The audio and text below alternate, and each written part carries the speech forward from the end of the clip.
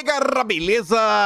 Como é que vocês estão? Meus amigos, temos novos capítulos do maior escândalo da semana. Na madrugada de hoje, há poucas horas atrás, o Estadão trouxe novas revelações. E eu já adianto, não foi apenas uma pessoa que visitou o Ministério da Justiça e a Segurança Pública. E aí? Bom, a gente já vai abrir o vídeo comentando sobre este assunto como um todo. Quero trazer atualizações, mais informações que foram publicadas ao longo do dia de ontem, que eu acho que vocês devem ter visto. E, obviamente, a parte 2. O que é que o Estadão descobriu nas últimas horas, que inclusive desmentem algumas desculpinhas que a turma do Lula tentou inventar, né, pra dar aquela passada de pano e fugir pela tangente. Haja coração! Depois, vamos falar de questões internacionais, a história da repatriação. E é interessante, uma coisinha que a gente comentou no vídeo de ontem, bom, o repatriado da Rede Globo ganhou os holofotes, inclusive os canais oficiais do governo. Depois quero falar com vocês de economia, apareceu o Haddad chorando, já sabe. Não é imposto. Calma, calma, ainda não é imposto, não é um novo imposto, mas a economia está em frangalhos e tem um petista que já apresentou uma emendazinha para revisar o déficit. Já apresentou de 1%. E 1%, você sabe que tem aquela gordurinha de 0,25, né? Já estamos falando de um déficit de quase 1,3% pro ano que vem, que representa mais de 130 bilhões. E se segura, ainda tem o último tema, espero ter tempo de comentar. Coisinhas que estão acontecendo no Brasil, né? Para tentar manter o nosso país acorrentado e impedir o Brasil de se desenvolver. Mas vamos começar. Vamos começar. Turma do Dilma tá preocupada. Ontem foi o principal assunto do dia. Ninguém conseguiu fugir disso. Eu tenho certeza, né, que desde manhã já avisaram a Lula e o Lula fez questão de ficar em total silêncio. A assessoria de comunicação extraoficial do Lula, a Rede Globo, a sua principal aliada, sua principal parceira, não fez nenhuma questão de questionar o Lula, não fez nenhuma questão de perguntar, e aí, Lula, você tem alguma coisa a falar? Tentou isolar totalmente o Lula da confusão. Mas ainda assim, soltaram algumas notinhas, né? Como quem não quer nada, como por exemplo esta. ONG de mulher recebida no Ministério de Flávio Dino lavava dinheiro da caixinha do mal, diz o inquérito. Seria bom falar, né? Que era do Ministério de Lula, mas tudo bem. Colocaram na conta do Flávio Dino. De acordo com a Polícia Civil do Amazonas, a facção pagava todas as contas da instituição de Luciane Barbosa. E o Estadão não teve acesso a esse inquérito? E não foi nesse inquérito aí que o Estadão veio criar mais problemas pro governo? Mas a gente vai chegar lá, se segura!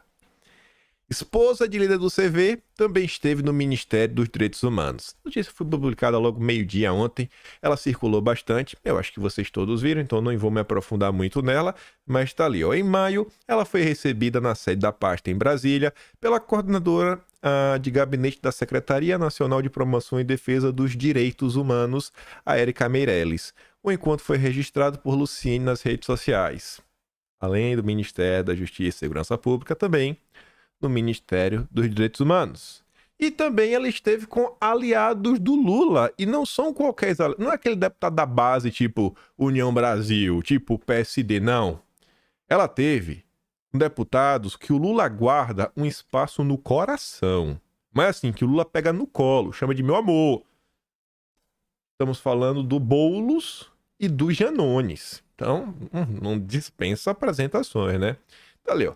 Mulher de líder, que teve reuniões no Ministério da Justiça, também se encontrou com deputados governistas, com Janones e com Boulos, né? E eles falaram que foi absurdo, que não tem nenhum vínculo, que só bateram a foto porque são deputados e batem foto, né, no meio de qualquer um, né? Ambientes abertos, não tem como saber. Só que o caso do Boulos é um pouquinho diferente do caso do Janones. O caso do Janones, beleza, olha a foto. Mas o do Boulos, a turma não encontrou um vídeo? Rapaz, caminhando, ele e ela. O vídeo mostra a Luciene Farias, mulher de um dos líderes, caminhando com Boulos antes de conversa na lanchonete da Câmara. Então não é qualquer foto, é uma foto, né, com coisa, mais um andado em conjunto, mais um... Ih, rapaz! Imagina, hein? Como é que você pode acreditar que o Guilherme Boulos tem condições de disputar um cargo do executivo? Como é que Boulos pode lidar com a segurança pública de São Paulo, rapaz? Parece que as preocupações do Boulos, né? Os zongueiros que ele senta para conversar, tem algumas prioridades que eu acho que não são as prioridades do país. Mas vamos continuar. Aí, ninguém deixava o assunto de lado. A Rede Globo ficou segurando. Não teve nota, não teve gente, não teve nada. Pelo contrário, teve lá, nem coloquei aqui em vídeo, mas teve pessoas ligadas à Globo, né? Acho que Júlia Braga. Ele escreve na conta da André Sadi, foi atrás da pessoa que levou a dama do mal. Não, não tem motivo de a gente se desculpar? Não tem motivo para o governo ficar se retratando, pedindo desculpa? O governo não fez nada de errado? Não é aquela passada de pano master, André Sadi compartilhando. Vou mostrar para vocês alguns highlights. Ninguém superou a Eliane Cantanhede. A nota no final da noite de ontem foi um negócio assim abjeto. Mas ela é da Globo News, né? E ela, eu coloquei os prints aqui, é uma pessoa que recebe, inclusive, dicas ao vivo do Lula, como aconteceu certa vez, mas deixa lá, né? Ela estava ao vivo na Globo News, falando sobre o Jorge Pontual, falou uma coisinha, ela corrigiu, né? Recebeu no WhatsApp, depois ainda falou, olha, o Pacheco também está nos assistindo. Mas, independente disso, o secretário lamenta erro. Ele falou o seguinte, se teve algum erro, esse erro foi da minha parte, por não ter feito uma verificação mais profunda das pessoas que ia receber. Meu Deus, coitadinho, né? Se teve algum erro, se teve, não tem erro, tá tudo de boa, tá tudo maravilhoso. Se teve algum erro, não teve, né? Ainda tem a possibilidade de tá tudo certo. Aí, vem a Folha de São Paulo, eu olhei rápido, até achei que fosse uma matéria da Globo, porque colocou, né, esposa de suposto. Suposto. Meu Deus do céu. Tio Patinhas. O tio Patinhas do Fluxo é o suposto.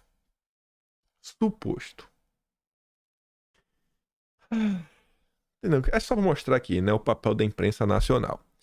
Continuando ainda, no âmbito da imprensa, eu falei para vocês, nenhuma nota conseguiu superar a tia Cantanhede. E olha que o Reinaldo Azevedo se esforçou ontem, viu? Ele se esforçou, tentou levantar uns assuntos de Bolsonaro, etc, tudo mais.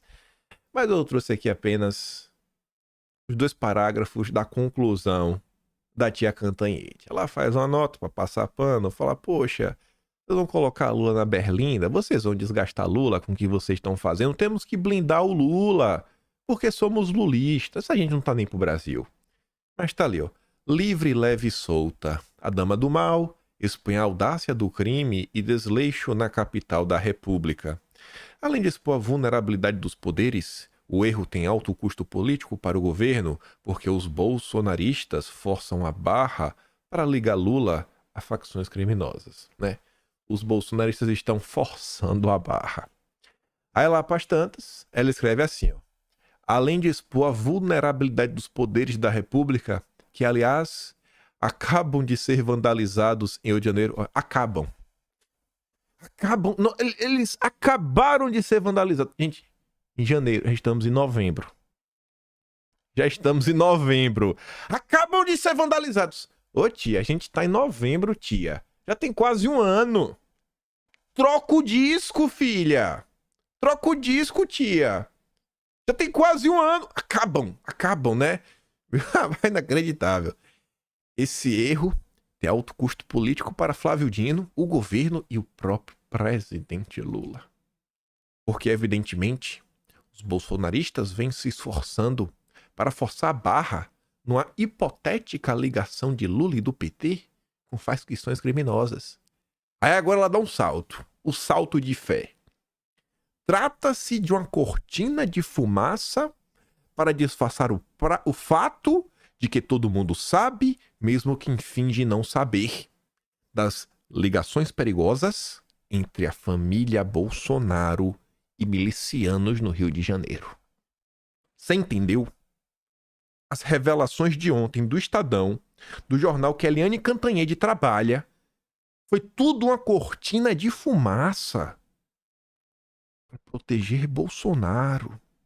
Porque a família de Bolsonaro tem vínculos que todo mundo sabe. Mas alguns não querem assumir com os milicianos. Assim, foi tudo um plano. Eita, Bolsonaro safado! Rapaz, Bolsonaro, cara! Pô, Bolsonaro! Não tem condição, bicho! Me ajuda a te ajudar, Bolsonaro! Era tudo um plano do senhor? Era um plano de Bolsonaro todo esse tempo? Rapaz, velho! Até onde o consórcio consegue descer? Não sei.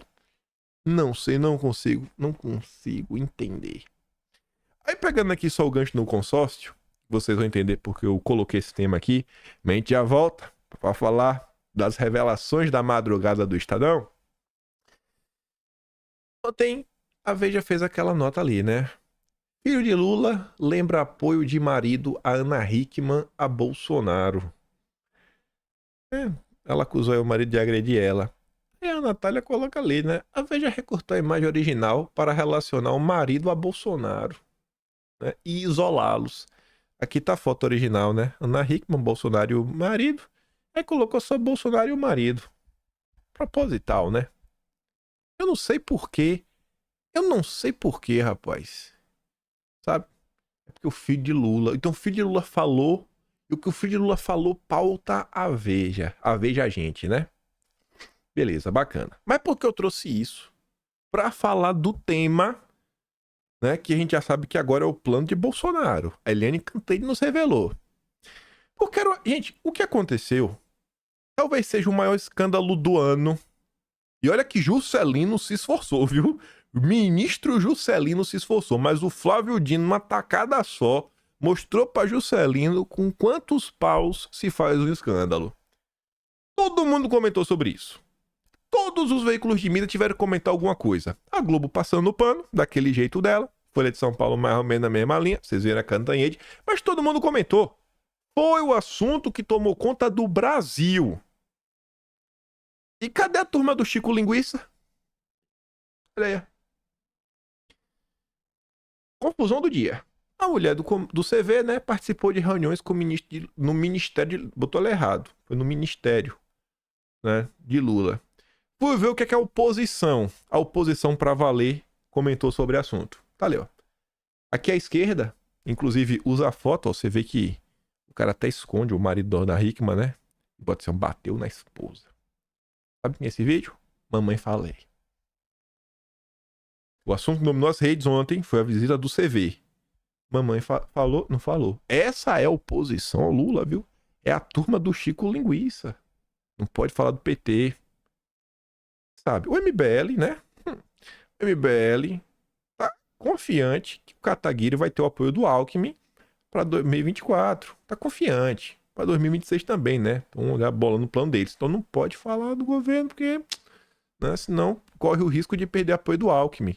Nando Moura é um covarde. Ali, ó. Na Hickman. E o Brigadeiro é outro. E o pior é que eles parecem que até combinam, né? E aí, galera, a gente vai falar o que hoje? A gente vai falar o que hoje? Não desgasta o governo Lula. Mas, na verdade, eu já sei. Eles tinham ligado pra Eliane Cantanhede e ela falou, ô, Nando Moura, avisa aí pro Chico Linguiça que foi tudo um plano de Bolsonaro. Tudo um plano de Bolsonaro. Eu vou postar isso mais tarde no Estado. Então não fale do assunto. É um plano de Bolsonaro. Mas tudo bem. Vindo para a oposição mesmo, né, a direita, Felipe Barros coloca ali a notícia e disse: irei ingressar com pedido de impeachment contra Flávio Dino. Convido todos os deputados e senadores para assinarem.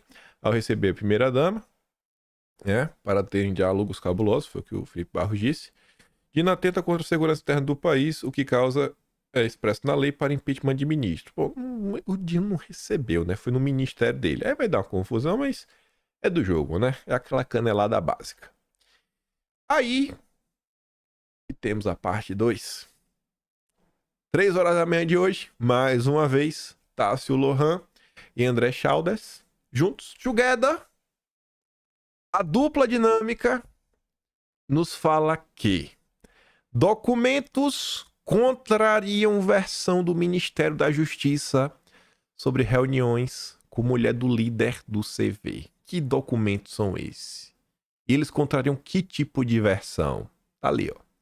Recibos apreendidos pela Polícia Federal do Amazonas mostram pagamentos feitos à advogada responsável por pedir audiência ao Ministério comandado por Flávio Dino. Ela alega que o encontro não tem nada de irregular e o secretário do Dino diz que é óbvio que jamais teria ciência dos pagamentos. Enfim, a advogada responsável por agendar com o Ministério da Justiça a realização de audiências que participou a mulher do CV, esta advogada, segundo o Estadão, recebeu pagamentos da facção criminosa conforme recibos bancários obtidos pelo Estadão. Então, além da mulher do CV, a mulher do líder do CV, a dama do mal, a tal advogada que marcou a reunião também teria recebido dinheiro da facção. Então temos duas pessoas ligadas a um dos grupos mais perigosos do planeta visitando o Ministério da Justiça. Janira Rocha é ex-deputada estadual pelo PSOL, no Rio de Janeiro. E foi quem levou Luciane Barbosa Farias, a dama do mal, segundo a própria pasta. O nome de Luciane não aparece na agenda do Ministério, apenas o de Janira. Ontem, o Ministério comandado por Flávio Dino disse que não tinha como saber a relação com o CV, porque quem pediu audiência foi a Janira. Portanto, não havia prévio conhecimento da presença de Luciane na região. Só que os documentos mostram que Janira também é ligada à facção. E aí? A desculpa do Flávio Dino não, é porque quem pediu a audiência foi Janira. Foi Janira que pediu. Como queríamos saber que a Luciene era do mal? Ô, coligado, a Janira que pediu audiência, ela também é do mal. E agora? Qual a nova desculpa? Qual a nova desculpa? Onde está a inteligência do desgoverno? Esqueceram de salvar o material das câmeras, né? A inteligência que esqueceu de salvar o material das câmeras. A inteligência que, inclusive, o Gonçalves Dias pediu, né? Pro Saulo lá. Não botei que eu recebi essas mensagens, né? Parece que tá faltando inteligência nesse governo desde o início do ano. O dia 8 deixou isso muito bem claro e exemplificado. Inclusive com algumas coisas que apareceram ao longo da CPMI do dia 8 e que Lisiane Gama esqueceu de colocar no relatório final. Aí o Estadão comenta o seguinte, né? Recibos apreendidos pela Polícia Civil Amazonense no celular de um integrante da facção mostram 3 transferências do contador do grupo para a conta de Janira em um único dia, totalizando R$ 23.654. Os pagamentos aconteceram dias antes da primeira reunião de Luciane Barbosa Farias, a dama do mal, com o secretário de Assunto Legislativo da pasta do Ministério da Justiça, o Elia Vaz, em março deste ano. Poucos dias da reunião, lá estava o CV depositando dinheirinho na conta de Janira. Enquanto foi solicitado por Janira, segundo o próprio secretário Flávio Dino, o Ministério da Justiça, em nota assinada por Vaz, veja detalhes abaixo, alegou que não tinha como saber de timão dos pagamentos do CV a ex-deputado. Não tem como saber nada. Aí agora já mudou. Não, a gente não tinha saber. A gente não tinha como saber da Luciane porque foi a Janira. Tá, e a Janira também ligada. Mas não tinha como saber também que a Janira é ela. Ô, rapaz. Tá demais, hein, Lula? Aí tá ali, ó. Ó os prints que tá nesse inquérito. Deu um zoom ali, né? Dados do recebedor.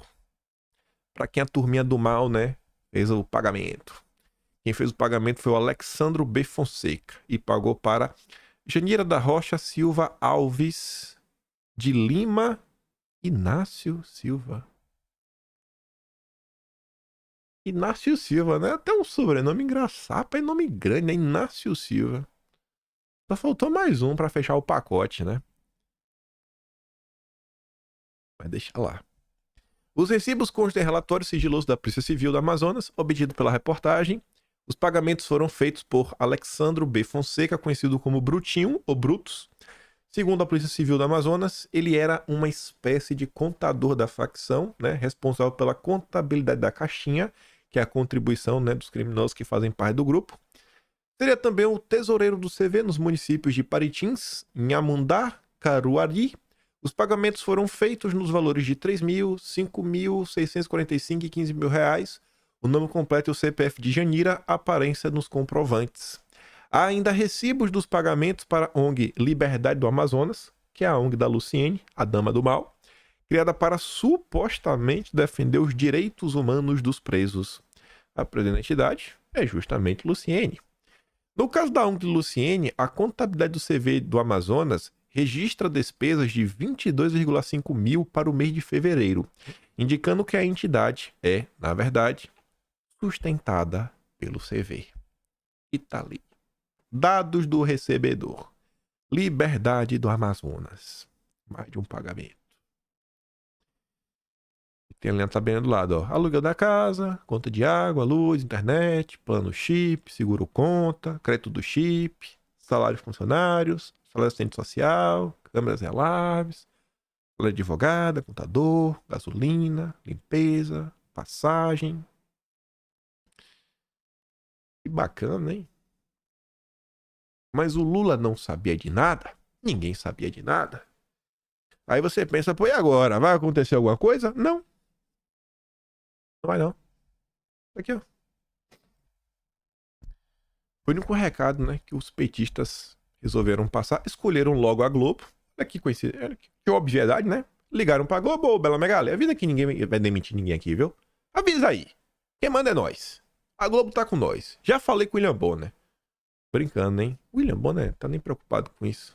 Ele só precisa abafar o assunto.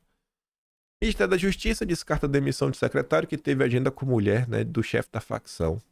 Integrantes da cúpula da pasta avaliam que a oposição busca usar a agenda do secretário para reforçar notícias falsas que tentam ligar o governo Lula ao crime. Você percebe como essa percepção da cúpula do ministério, e essa nota saiu, olha, às 4h39. Olha, a oposição quer usar fake news para ligar Lula à turma do mal. Vimos isso onde? Bom, no final do dia, a Eliane Cantanhede falou isso. Será que a Eliane Cantanhede, que é conhecida por receber mensagem direta do presidente da República, porque ela deixou isso claro ao longo do mês de junho, e isso está registrado no Atlas Brasileiro? Se você colocar a Eliane Cantanhede, você vai ver qual episódio. Tem um vídeo onde ela assume isso. Saiu notícia na revista Fórum falando, Eliane Cantanhede corrige Jorge Pontual. Ela recebeu um zap do Dilma. Né? Olha só, rapaz. Eliane Cantanhede reverberando a narrativa da cúpula do Ministério da Justiça. Será que foi uma nota a pedidos? Foi o Lula, Eliane Cantanhede, que pediu para você escrever aquela nota? Foi o Dino? Foi quem? Ou foi só uma coincidência? Porque o Brasil é o país das coincidências. Por outro lado, temos ainda alguns jornalistas que conseguem criticar.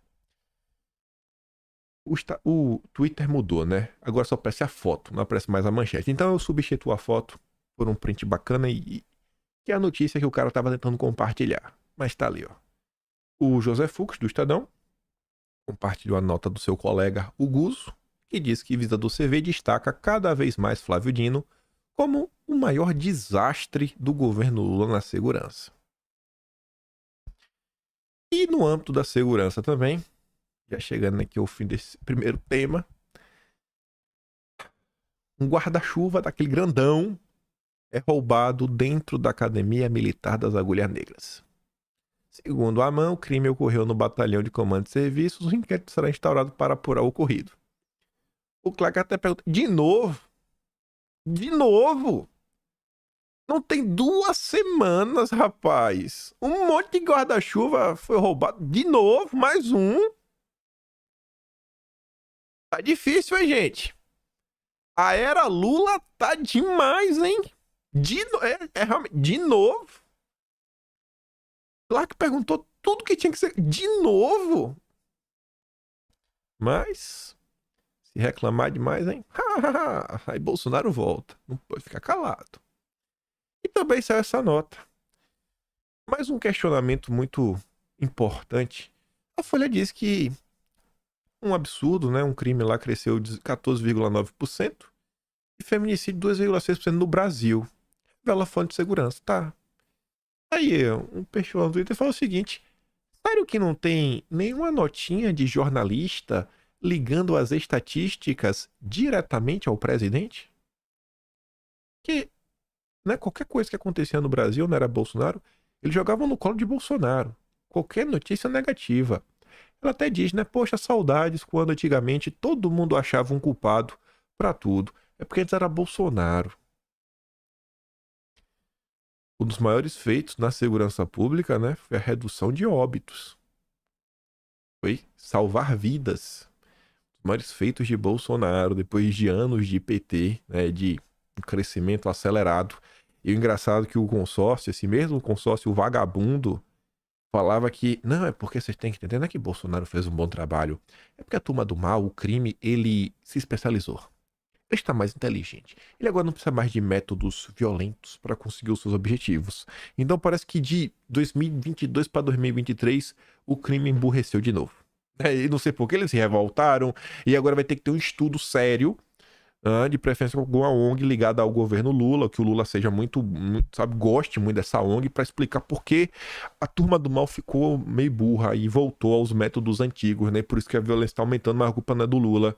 E muito menos os avanços são créditos de Bolsonaro. Porque o objetivo é sempre esse. Nunca é focar na população, focar na melhoria do país. Não, não, não, não, não, não, não, não. É uma concentração de poder. Temos que garantir que as oligarquias brasileiras vão continuar mandando em tudo, vão continuar boletando, e o pobre vai continuar pobre assistindo a Rede Globo. Porque assim ele fica pobre para sempre. Vamos continuar. Vamos continuar para falar de confusões. E mostrar também algumas... Não sei nem se dá para falar hipocrisia, mas... algumas coisas tristes, sabe? Você vê realmente as nossas oligarquias desnudadas perante o Brasil. Perante o Brasil não, né? Que a maior parte do Brasil sequer tá percebendo o que tá acontecendo. Independente disso, ontem... isso aqui, a CNN postou 2h55 da tarde. Em discurso sobre o que está acontecendo no Oriente, Lula disse que Israel, né, tira a vida de inocentes sem critério nenhum. Vocês acham que isso é verdade? Falou aí, né? Está tocando um terror sem inocentes, né, sem nenhum critério. Só faltou falar que vai pro prazer. Beleza. Aí, após o Lula falar isso, a Confederação Israelita no Brasil respondeu, publicou a nota e falaram que a fala de Lula é equivocada e perigosa. Foi o máximo que eles... olha o nível da crítica. Não, é equivocado. Olha o nível da crítica. Imagina se fosse Bolsonaro, né? Era dedo na cara, pedido de prisão. O presidente da CONIB, Cláudio Lottenberg, divulgou uma nota na qual disse considerar a fala do Lula equivocada e perigosa. Lottenberg também declarou também que as falas estimulam uma visão distorcida do conflito. Eu nem vou ler o que ele disse a mais. O Lottenberg era da turma do Dória. Já chegou a ser membro do LIDE, até coordenar uma área do LIDE, não sei se está mais, mas já esteve. Era muito amigo do Dória. Tenho quase certeza também que ele participou do governo Dória em algum momento. Mas independente disso, vamos esquecer o Dória por hora. Vamos só focar no caso do Lula e do Lottenberg, nossas elites, né? Nossos oligarcas. Olha que bacana. Menos de um mês atrás, né? Hoje é dia 14. Quase um mês atrás. 20 de outubro.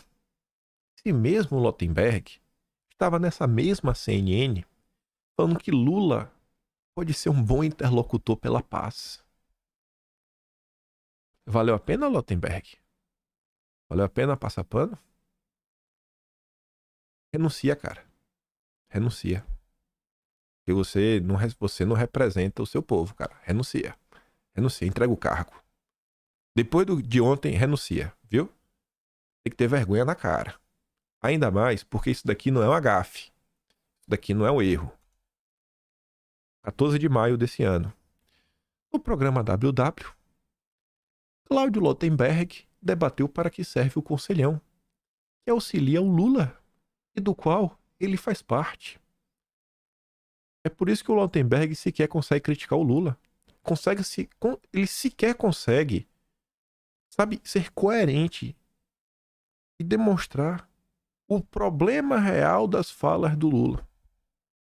Porque ele parece estar mais preocupado, né, com sua própria imagem, se manter no maior grupo dos oligarcas brasileiros, que é o conselhão do Lula, do que realmente repudiar o ocorrido, né? Ele podia, no mínimo, repudiar. Falar assim, ó, nós repudiamos formalmente a fala do Lula. Nem isso, ele foi homem o suficiente. Meu Deus. E não para por aí. Aqui é do ano passado. Desse mês também, de novembro. Tem um pouquinho mais, tem 1 ano e 4 dias, porque foi dia 10 de novembro. Cardiologista de Lula, Calil, comanda a comissão de especialistas para a transição na saúde. Drauzio e o Lautenberg também estão na lista. Aí o Lautenberg, ele não repudiou. Sabe o que o Lula fez? Ele repetiu. Gente, se você percebeu, esse vídeo aqui é diferente, ó. O Lula tá ali, ó, com o Flávio Dino. Não sei se é o Capelli ali que tá com a cara cortada. Aqui é quando o Lula foi receber os brasileiros que foram repatriados. Até botar aqui ó, pra você ver, ó. Você vê o Lula que tá falando, ó. Lá no púlpito, lá, ó, com um fundo colorido, ó, né? Com a tela de LED ao fundo, bandeira do Brasil. Ó, até a gravata que ele tava, o terno que ele tava. Aí o tempo passa, né? Nem tomou banho, né? O Lula é bem sujinho. Mas é todo lugar, ó. Aqui já é noite. Lula repetiu mais uma vez. E aí, Lautenberg? O sofrimento do teu povo, né? Fica pra depois. O importante é garantir o carguinho no conselhão, né? Ah, o Brasil do Lautenberg. Ah, dobrou a meta, na verdade. Falou com duas letras que o Estado de Israel tá cometendo vários atos absurdos. Não é a palavra que ele usa. Ali, ó, nem vou falar. Aí continua. Eu até coloquei aqui, ó, as duas notas pra você ter certeza, ó. O Lula, ele falou e depois ele dobrou a aposta. Olha, ó. Lula disse que o povo, né, tira a vida de inocentes sem nenhum critério. Aí, na madrugada de hoje, ó, já era 00h26, assim diz, ó. Israel também, blá blá blá. Diz Lula ao receber repatriados. 2 vezes num único dia. 2 vezes num único dia. Aí, se liga. O governo exalta a operação de repatriação em resposta à ofensiva bolsonarista. Vai entender. A Globo passou o final de semana falando que o que Bolsonaro falou é narrativa, ninguém acredita, né? É balela, é conversa mole, é isso, é aquilo outro. Aquele papinho chato, né? Chato do Lula. Mas tudo bem. Deixa o Lula lá falar as groselhas que ele quiser, mas ficou, não sei o que é narrativa, não colou, fizemos aqui o levantamento da Quest, e o Lula segue aí. Mas precisa estar o tempo todo respondendo, tentar capitalizar em cima, tentar mostrar que foi ele. Parece que a população não tá acreditando, né? Mas tudo bem. Aí, quero voltar aqui em 2 coisinhas rápidas. No vídeo de ontem, eu trouxe esse tweet aqui da Tsuki, onde ela questionava na seguinte, que ninguém achou estranho que uma única pessoa da entrevista, só um cara da entrevista, pô, seja pela consórcio, seja por órgão federal, né? E o único cara que dá entrevista é um cara que exalta Lula. E aí a Tsuki tinha colocado ali à esquerda, o quadrado de cima, um print do Instagram dele, né? Vídeos elogiando Lula. A série depois colocou uma série de extras, na verdade, do Herbert Passos, mostrando inclusive que é um cara que já tinha dado entrevista pra Globo ainda em 2015, então é o repatriado do Lula, né, e da Globo. E aí ontem, quando teve a repatriação, quem vocês acham que foi entrevistado? O repatriado do Lula. O homem da Globo e do Lula. Mais uma vez é ele dando entrevistas. Inacreditável. Aqui tá vendo, né? No canal oficial do governo, ó. Canal Gov. A Metrópolis colocou esse recorte. E tu acha que foi por aí? Tento não pegar no pé. Olha aí. Mais uma vez, o repatriado do Lula e da Globo. Olha ele ali. No canal oficial do governo do Brasil. Engraçado, né, gente? Essas coisas que acontecem. Sempre o mesmo cara. O do Lula e da Globo. O escolhido a dedo, né? O amigão, que faz o L. Tá bom. Aí aconteceu uma coisa engraçada ontem também. Deixar aqui que vocês tirem suas próprias conclusões. Me deparei com esse vídeo ontem, né? A Fernanda postou falando o seguinte. Ela pergunta, né? Tá proibido criticar o Lula na Jovem Pan? Aí eu falei, aí por que ela fez essa pergunta, né? Aí eu fui assistir esse vídeo pra tentar entender. Tá ali a Dora Kramer no meio. E olha que a Dora Kramer é uma passapanista, assim, das melhores. Podia estar trabalhando na Globo. Boa noite para você, deixando um pouco a política de lado, falando sobre o lado humano desses brasileiros que já estão retornando aqui ao país, que passaram mais de 30 dias na faixa de Gaza. A gente tenta imaginar o alívio, mas a gente nunca vai conseguir se aproximar do que eles passaram, né? Boa noite, Thiago. Boa noite, Kobayashi. Boa noite a todos. Pois é, não dá, é uma coisa inimaginável, evidentemente. Agora, eu achei a fala do presidente Lula um pouco desnecessária, do ponto de muito agressiva, né? Quando ele fala. Agora, em relação aos brasileiros, para pegar os brasileiros especificamente. Bom, já a gente volta, então. Deixa eu só acrescentar que a gente tem uma convidada aqui, daqui a pouco, como a gente já falou, desembarcam os brasileiros que estavam em Gaza, mas o que aconteceu com muitos deles que estavam em Israel e já foram A Dora Kramer começa a criticar o Lula e o cara meio que corta e depois entra problemas técnicos, ela não escuta mais ele, e aí ele corta pra 3 e vamos falar da convidada. Tirem suas conclusões, viu? Vou mandar esse vídeo lá no Telegram, você pode reassistir depois. Ainda envolvendo essas questões conflituosas, a matéria aqui é engraçada. É triste, mas ao mesmo tempo ela tem um... Não engraçado, é até ruim de usar, né? Até peço perdão. Mas eu entender porque eu cheguei a falar isso. Olha a manchete. PCO usa verba pública para pagar por serviços de defensores do Grupo H. Eu olhei assim, né? Eu falei, rapaz, o Eduardo Giroto é um cara que escreve na coluna do Guilherme Amado. Aí eu falei, pô, Guilherme Amado é esquerda, assim, extrema esquerda, né? Venera o Lula. Por que o Guilherme Amado tá batendo no PCO, né? Porque a turma do Guilherme... Por que o Guilherme Amado deixou a turma dele bater no PCO? Eu fiquei pensando comigo, né? Eu acho que realmente é importante você expor isso daí. Está ali, ó. O pessoal investiu R$1 milhão para pagar pelos serviços de militantes do partido que manifestam apoio às ações do Grupo H. A prestação de contas é referente a 2022. E isso eu realmente acho um absurdo. A legenda recebeu 3,1 milhão do fundo eleitoral e com doações de militantes arrecadou mais 3,180 milhões no ano passado. O partido de extrema esquerda gastou 555 mil materiais impressos na empresa JCO Gráfica Editora Limitada, que tem uma dirigente do PCO como sócia administradora. Olha que bacana, hein? Eita, rapaz, como é bom ser de esquerda.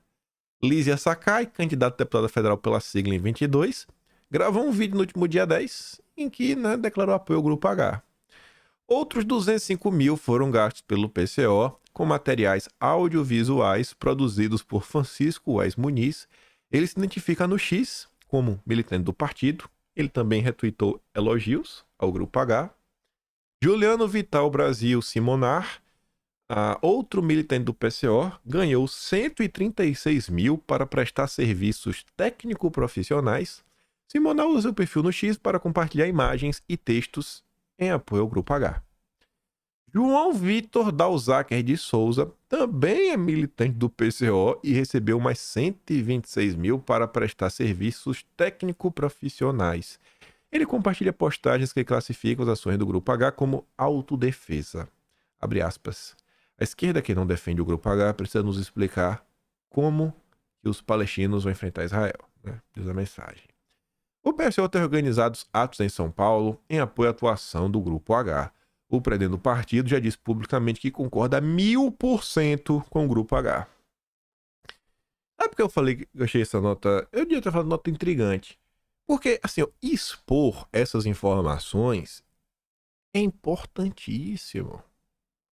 É importantíssimo expor. Só que não é o primeiro assunto polêmico que aparece. E essa exposição aparecendo na conta do Guilherme Amado, eu falei, cara, tem algo errado acontecendo. Aí você lembra que é o seguinte, o que está acontecendo no Brasil hoje dentro da esquerda? Pra você tentar entender essa nota um pouquinho de forma mais ampla. Hoje tem uma disputa entre alguns grupos pelo engajamento, né? E pela aquela assim, ó, nós somos a esquerda para valer. De um lado você tem o Brasil 247, que está há muito tempo, desde que o mundo é mundo, né? Brasil 247, Revista Fórum, DCM. Se bem que até esses outros últimos dois estão tentando se descolar mais um pouquinho, tentando ter um voo solo, né? Ter voos mais altos. E do outro lado, você tem uma nova esquerda que vem surgindo. Uma esquerda mais bonita, com banho, pessoas mais jovens, que é a esquerda que quem vem construindo é Eduardo Moreira.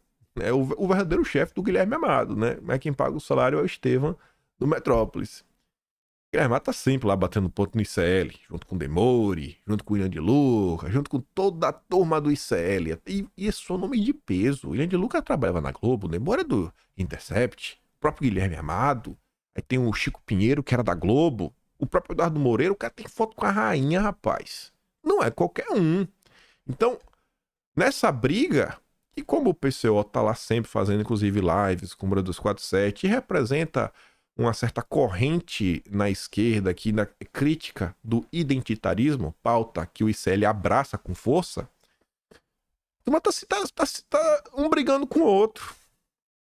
No final do dia, ninguém tá preocupado com o que o PCO realmente gasta dinheiro. Tu acha que essa turma tá preocupada? A turma só quer queimar o PCO. Pra jogar no colo da turma que o PCO faz parte e o ICL, essa nova forma de pensar, dominar os cérebros e as mentes dos militantes da esquerda nas redes sociais. Eu sempre tenho alguma coisinha por trás. Nunca é apenas o óbvio. Nunca é só o óbvio. Por isso tem que entender os pormenores. Ver quem escreveu a nota. Ver onde saiu a nota. Sobre o que ela está falando. O que está acontecendo naquele momento. Em que espectro político esse cara se encontra. É um cara mais militante, é um cara menos militante. E tá aí. Tá aí. É importante. Muito importante expor. Mas eles só expõem quando vale a pena pra eles. É tipo esse escândalo que tá acontecendo do CV. Alguém cantou a bola, né? O cara não achou do nada. O Tássio Lohan, alguém cantou a bola. O Tássio Lohan, ele já soltou alguns escândalozinhos. O escândalo da Apex foi ele. Do Viana, que aumentou o salário, que mudou o estatuto na questão do inglês. São coisas que, cara, você não descobre do nada. Eu não acho que o Tássio Lohan fica lendo o Diário Oficial da União sabe, ata de reunião. Você recebe no mínimo uma pista. E é sempre essa briguinha. Briga interna no petismo. Mas tudo bem, deixa ele lá. Avançando para falar um pouco de economia e falar também no desgoverno, olha só. Olha a cara de pau. Dos 801 milhões previstos para alfabetização, o governo não executou um centavo. Apesar de afirmar que a alfabetização seria a prioridade, o Ministério da Educação não executou um centavo do orçamento para 23, né, dos 801 milhões, como mostrou a reportagem da Folha de São Paulo. Falei, não, peraí. Então deixa eu ver aí, então, o que é que realmente aconteceu, né? Foi na matéria da Folha de São Paulo, que fala assim, ó. Governo Lula não investiu nenhum centavo em novo programa de alfabetização. O MEC patina nos investimentos em duas das principais bandeiras do governo Lula para a educação básica, alfabetização e tempo integral. Para o fomento de escolas de tempo integral, só 41% dos 1 bilhão da dotação prevista foram executados até agora. Ou seja, 410 milhões. A maior parte desta verba não tem relação com a nova política desse tema. No caso da alfabetização, a situação é ainda pior. A pasta não empenhou nenhum centavo dos 801 milhões previstos no orçamento de 2023 para um novo projeto que promete resolver os desafios no aprendizado de leitura e escrita das crianças brasileiras. Em junho, o governo lançou em evento no Planalto o novo Compromisso Nacional Criança Alfabetizada. A promessa foi de investimento de 1 bilhão neste ano e mais 2 bilhões até 2026. O governo Lula elegeu a educação básica como prioridade, com foco na alfabetização, Se é prioridade, por que então se desfez da CEALF? Por que se desfez? Por que se desfez do material que Bolsonaro deixou? Camilo Santana chegou à pasta amparado no discurso de que o sucesso nas prioridades do Ceará seria estendido ao país. Até agora, as redes de ensino estaduais e municipais não receberam nenhum recurso do compromisso. O MEC nem sequer empenhou qualquer valor. O empenho, uma reserva do recurso para determinada ação, né? Nada. Zero.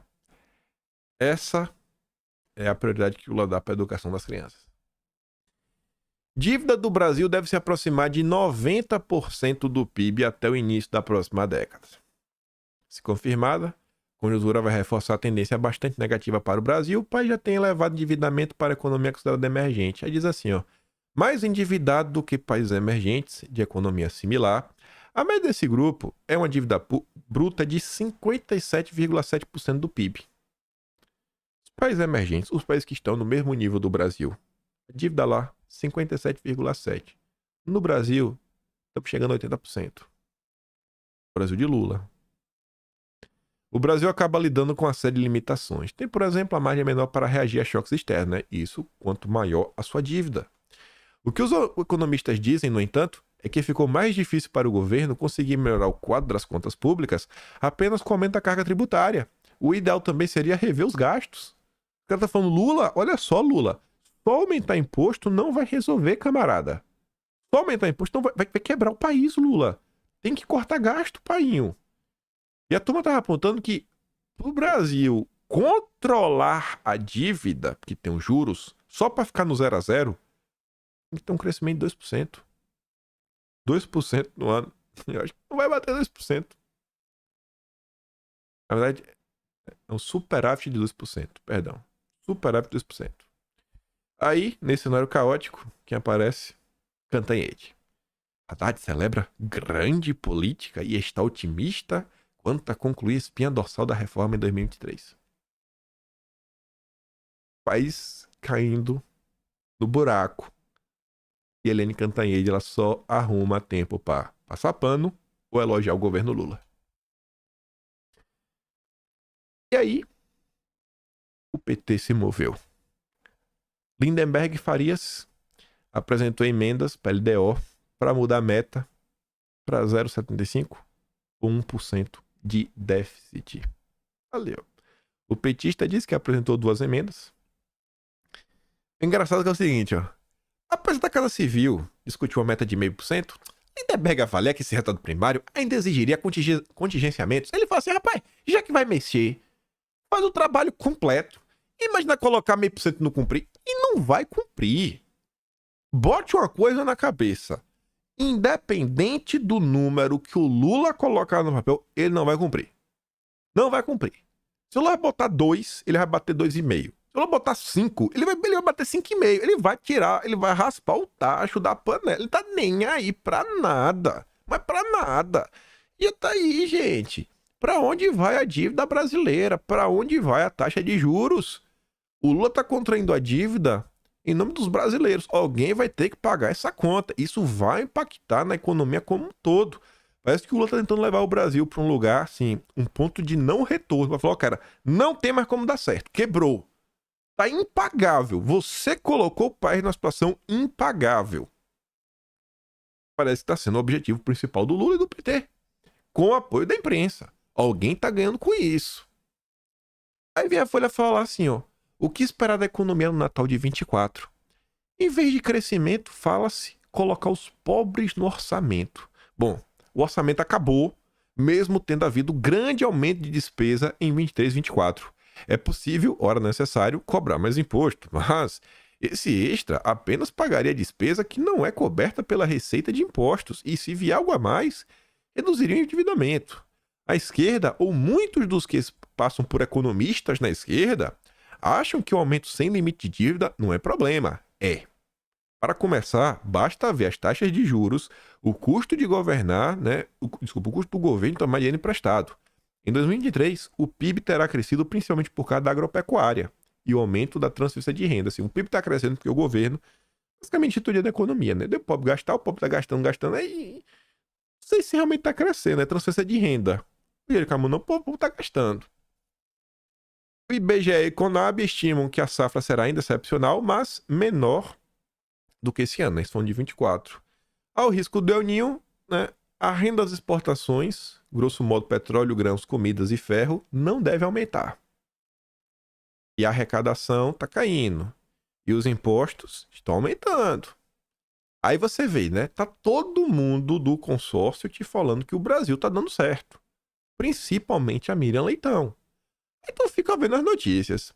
Varejo alimentar tem queda de 6,7% em volume de vendas em outubro.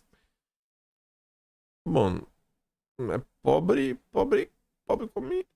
Eu não sei, varejo alimentar é difícil, né? Será que varejo alimentar é comida? Parece que é, né?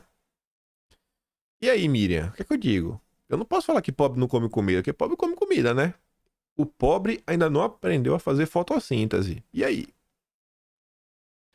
Vendas no varejo tem queda anual de 2,8%. Aqui é varejo como um todo, né? Ali é varejo alimentar.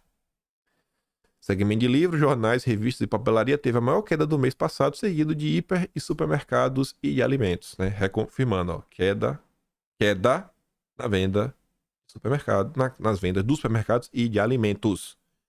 As pessoas estão comendo menos. E eu não acho que é por causa do verão, né? Para ficar magrinho.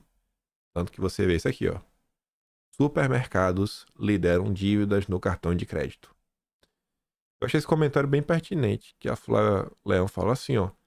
Para poder comprar comida, brasileiros ficam endividados com cartão de crédito. E aí, gente? Quase 60% das dívidas de cartão são por compras em supermercados. Esse é o Brasil do Lula. Eu acho que tá dando muito errado e a imprensa está escondendo. Eu acho que quando esse véu cair, quando a realidade aparecer, Ave Maria. Deixa lá, né? Após boom de resultados em 2022, lucro líquido da JBS cai mais de 85%.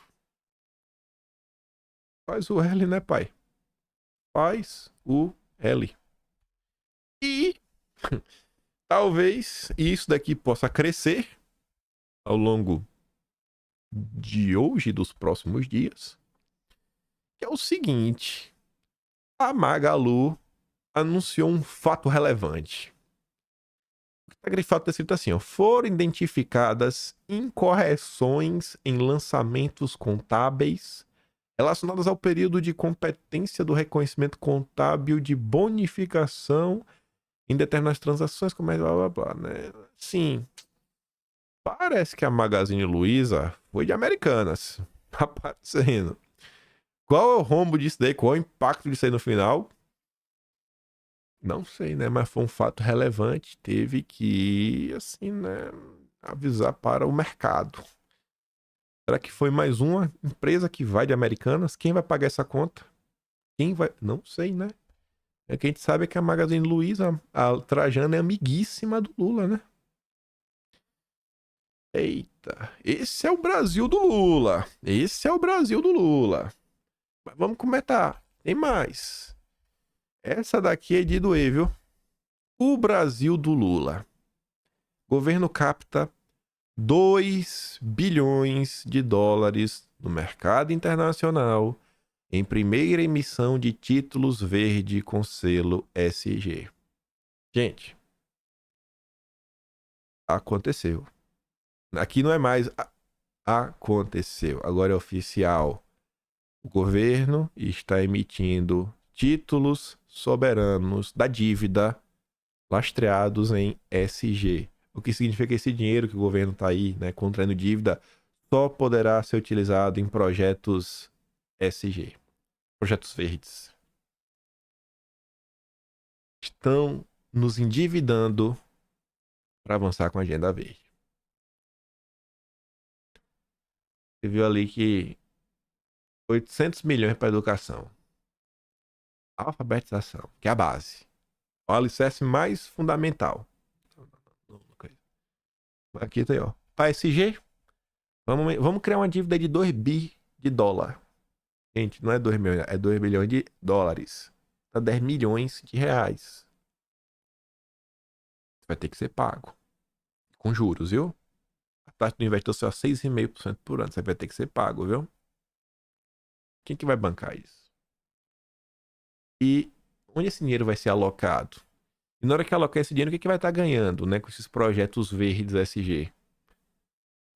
Isso daqui acende uma maldade em relação ao país de uma forma sem igual. Avançou. Já tá aí, não tem mais o que fazer, não tem mais o que ser desfeito.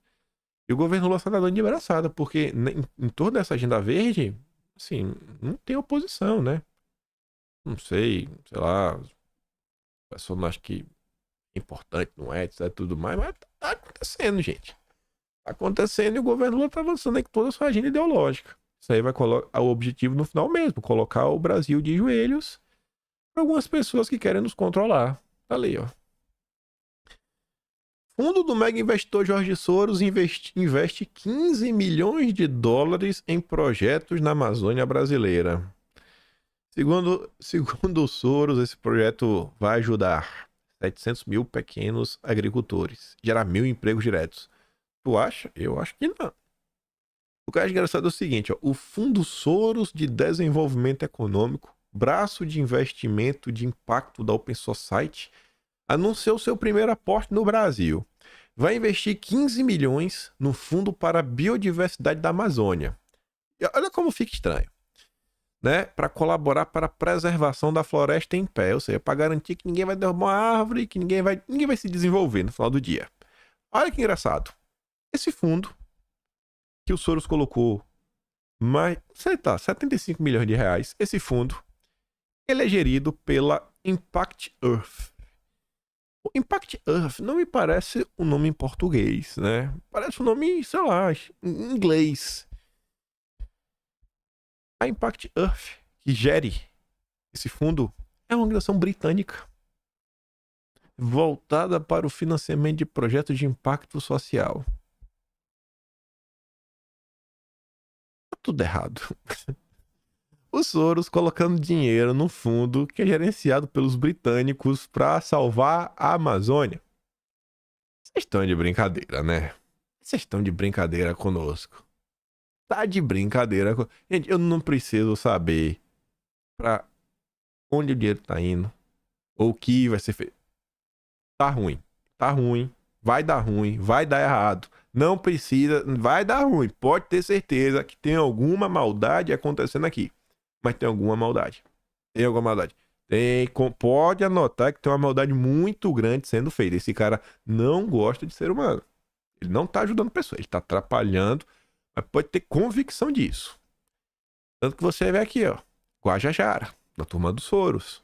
Ela pede pressão global pela manutenção do veto ao marco temporal. Tem como ser mais entreguista do que isso? Tem como ser mais vassalo do que isso? Tu é ministro de um governo e tu tá pedindo para outros países fazerem pressão contra o seu próprio país. É muita vassalagem. Aí está ali, ó. Guajajara pediu uma mobilização global. Ela ainda falou isso no evento que ela participou na segunda, do Encontro Anual sobre Desenvolvimento Social Sustentável do Clube de Madrid. Abre aspas. Peço o apoio e a manifestação de vocês contra a derrubada dos vetos do presidente Lula sobre o marco temporal. Vocês acham que essa mulher tem alguma preocupação com o Brasil? Aí você vê aqui, ó. Por que a Guajajara não pede um apoio e uma pressão internacional para eles, né, dar um sacode no Lula? O que eu acho bacana dessa matéria é o seguinte, ó. Quando você olha o subtítulo, você consegue entender o impacto do que está acontecendo agora e mostrar a hipocrisia do Leonardo DiCaprio, da Anitta, da Greta, da Guajajara e todo mundo mais. Pantanal registra mais de 2.000 focos de incêndio em 13 dias. 2.000. Aí tu fala, pô, isso é muito. Às vezes pode ser normal pro período, né? Segundo o INPE, os números representam um salto expressivo na região que teve 57 casos no mesmo período, em 2022. Ano passado, na era Bolsonaro, foram 57 casos. Hoje, na era da Lula, na era do amor, em 13 dias, 2.000. Mais de 2.000. É apenas 20 vezes mais. E onde está a turma da Guajajara? Onde está a pressão global para salvar o Pantanal? Elon Musk fala que se a inteligência artificial ficar a cargo dos ambientalistas, meu amigo, vai levar ao fim da humanidade. Pode levar, né? Eu acho que faz sentido. E eu quis trazer isso por quê? Porque ele fala isso também, ele também não é bobo, né? Tipo aquela do Guilherme Amado. Critica o PCO, mas tem uma coisinha por trás. Mas ele não tá de todo errado também. E é o seguinte, ele colocou essa chargezinha aqui. Vocês podem ver, tá o leãozinho, né? Que se representaria o Reino Unido, na Inglaterra, os britânicos, uma mulher ali que é a Europa, um dragãozinho que é os comunas e o tio Sam, né? Que é os Estados Unidos. E aí, tá ali AI Safety Summit, seria assim o congresso, né? Da inteligência artificial segura. Aí a Inglaterra fala, nós declaramos, aqui vou ler, né? Nós declaramos que a inteligência artificial possui um potencial catastrófico, né? Um risco para a humanidade, termina ali com o tio Sam. E aí embaixo tem uns quadradinhos que mostram que eles estão pensando na cabeça deles. E diz, não, e eu não consigo esperar, não vou conseguir esperar para desenvolver isso primeiro que todo mundo. É o papinho, é o mesmo de sempre. São tecnologias que são risco para as pessoas comuns, mas eu vou desenvolver do jeito certo, viu? Vocês ficam sem. Deixa que eu resolvo. É tipo rede social. Não, temos que censurar. Por quê? Porque deu errado. Se tivesse dando certo para eles, tivesse dando certo, tivesse todo mundo apoiando o Lula, tivesse todo mundo comprando os produtos, assinando, né? Virando assinante da Globoplay, tá tudo bacana. Mas não tá. Então a gente tem que censurar. Temos que censurar. E aí nesse debate eu pergunto, você acha que lado do Lula vai ficar? O lado do povo? Ou sei lá, algum lado aí que não vai trazer nenhum tipo de ganhos? É que só fica de questionamento final, né? Enfim, já tá aqui no final do vídeo mesmo. Vou mandar o vídeo da Dora Kramer com problemas técnicos, né? Já vai para lá no Telegram, link na descrição. Vote em mim na Best. Você já votou uma vez, dá pra votar duas. Me ajuda a derrotar os petistas. Me ajuda a derrotar a Sandra Nemberg. Me ajuda a ganhar um prêmio na vida. Nunca ganhei nenhum prêmio. Vai ser o primeiro prêmio que eu vou ganhar. Com o apoio de vocês. Porque se não for com você, não tem como ser com o apoio de ninguém mais. Se gosta do meu trabalho também, posta no meu canal. Tem um Tony Valeu, tem um pé de inscrição. Quiser relembrar que História Festa da Cantanhede, recebendo mensagens no zap para corrigir o seu colega de trabalho, procura lá no Atlas de Junho, kimpaim.com.br e compartilhe o vídeo. Volta amanhã e aquele grande beijo e abraço, tamo juntos. Valeu, galera. Fui!